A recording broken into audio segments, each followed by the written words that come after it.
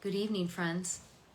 This is Poems from Me to You, Facebook Love, number 348. This was a tough one today. It makes me think about what it was like when we were all stuck at home and starting to peek our heads outside by this time of the summer in 2020. There was so much unrest, so much fear, so much worry, and people were really arguing with each other about a lot.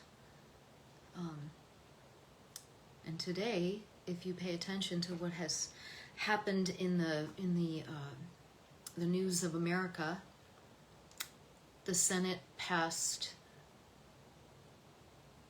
a bill that strips health care and food assistance from working people and poor people to give money that they will barely notice, honestly, to billionaires. It's not law yet. It has to go back through the House. It will probably go through another, what they call a bird bath, and have some more changes, and it still might not pass. But a lot of people are feeling afraid and worried, and they have people that they love. If they feel personally safe, they have people that they love who are losing support and protection. And I feel all of this more than I want. Sometimes I wish I were able to turn it off, but I can't. Today I want to read two of my own poems and then one by David Whyte. And these all address deep feeling and finding a way to keep going. Before I read, I will say that this past week and a half was a tough episode where I call it falling down the well. I fell down the well. First, I just didn't feel right and very unsettled. And then it all came along at once, and it was tough. It was really tough. And it reminded me that no matter how much I practice and how well I can be, that black dog comes back. And what I can say about this one is I saw it coming and I was able to respond instead of reacting and find my way back. So anyway, I have a few pieces for you, and I need my glasses. By the way, high summer, yeah? It's really warm. Okay, this is a piece I wrote in February, less than a month into this dramatic chapter that we as a nation are living in that is affecting the whole world. This first piece is called Rebound. By the way, lately I've been releasing them pretty much unedited. These are very raw pieces. I'm not that enamored with editing these days or making it nice. So anyway, just saying that ahead of time. All right, Rebound. In troubled times, I gather up details, hoard facts, to slake this restless need for understanding the unacceptable. Day by day events unignorable as a colicky baby who cannot be calmed. Catching emotion all around me is unstoppable as drawing breath, rolling with or counter to the tides of my own, the soaring, the aching, the abyss I know well. Spotting the need beneath the shouting, the fear covering the contempt, and yes, the shame dazzles paralyzes. There they are, whips raised, standing in their saddles. Chaos I've learned to tolerate, surfacing after each tumble overboard, spitting salt water, raking the hair from my eyes. Cruelty, though, snatches reason like boiling oil, sucks oxygen, knocking me dizzy into the ditch, panicked until my lungs refill. Coming to, fuzzy-mouthed, shivering from shock, I grip and pull up to my tiny, insignificant full height, visualizing the elegant arachnid whose silk has been torn.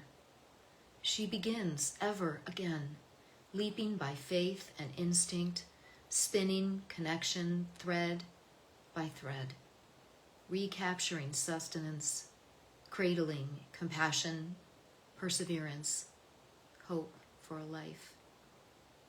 Hope is not gauzy nor unfocused, its fabric woven through with millions of glinting shards, microscopic edges battle-honed.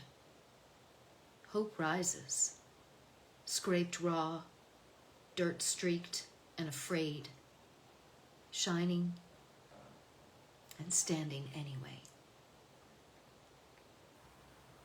Rebound, an original. This one came the other day, and I feel like it's a cousin or a partner to this piece many months later. It's almost exactly, 5 months later. This one is called Intersectional.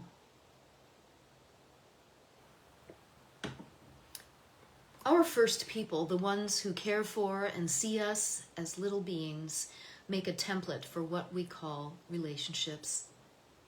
Accepted wisdom, likely true as any truth for the intersecting circles rippling out from one, lapping other shores silent as canoe paddles, or pummeling sands, tsunami style.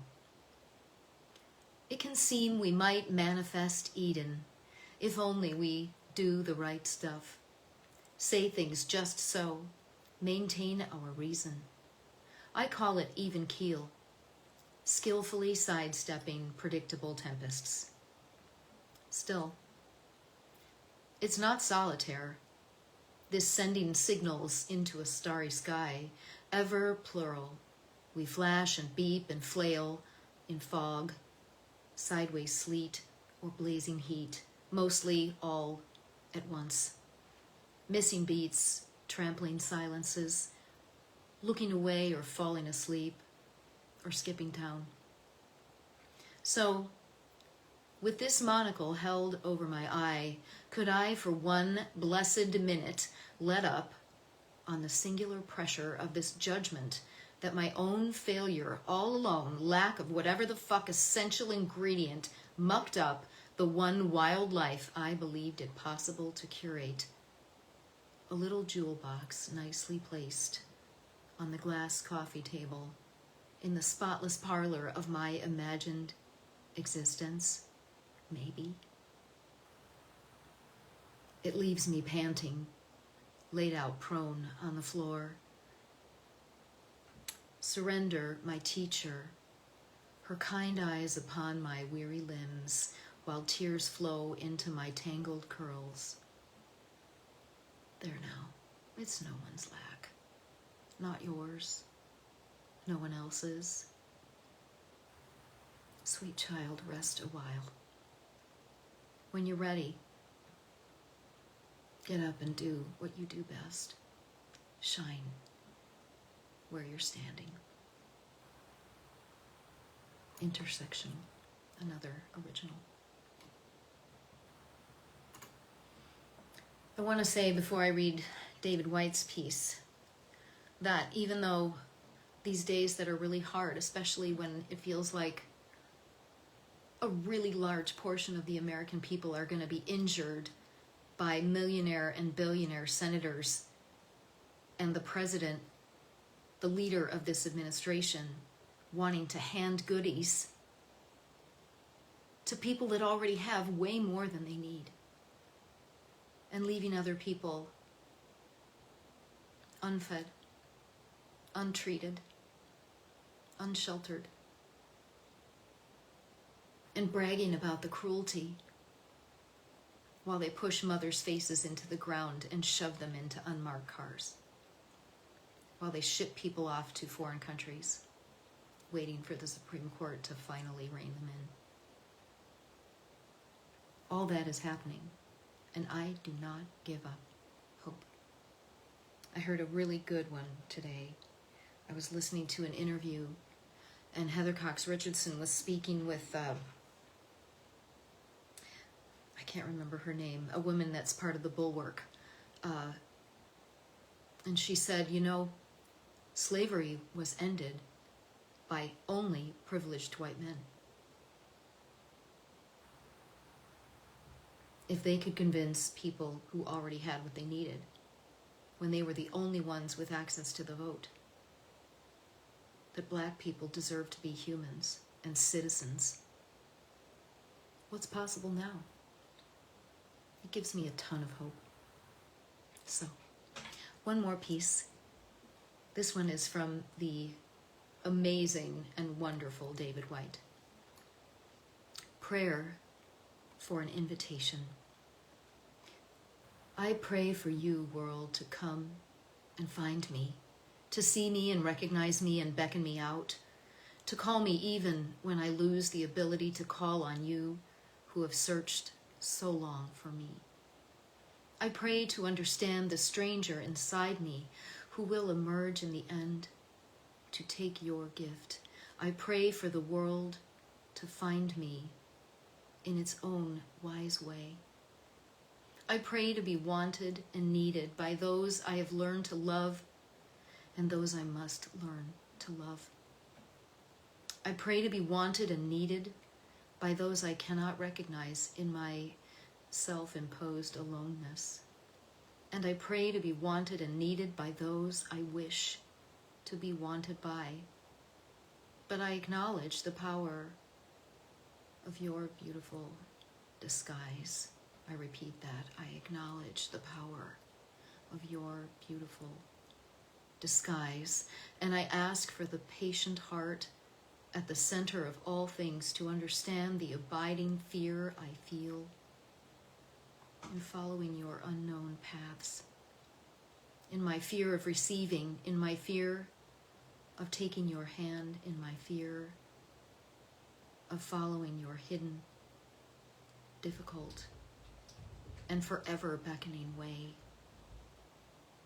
Prayer for an invitation from The Bell and the Blackbird by David Whyte in 2018. Oh, I just love the way he says things.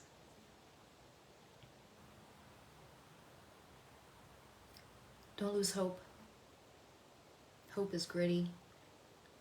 Hope perseveres. Hope knows that the better world that we can imagine is actually breathing and waiting, just like the poems say. This is Poems from Me to You, Facebook Love number 348, and I will see you again